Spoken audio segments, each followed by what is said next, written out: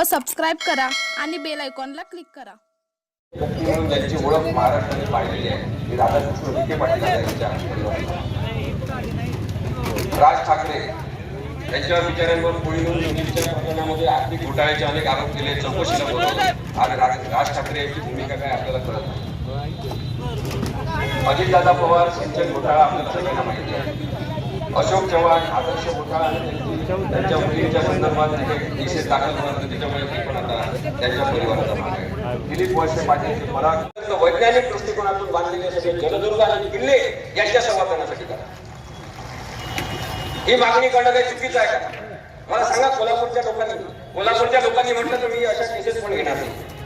पण मी हे पक्क ठरवलेलं आहे की छत्रपती शिवाजी महाराजांच्या विचारांवर काम करायचं असेल तर त्यांच्या विचारांचा अपमान सुद्धा होऊ द्यायचा.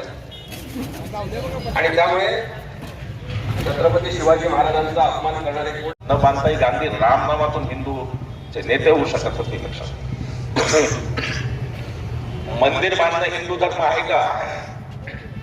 ज्ञानेश्वर काय म्हणतात? नगरेची रचावी जलाशय वसवावी, मंदिरे बांधावी नाही सांगितलं माऊलींनी. नगरेची रचावी जलाशय वसवावी.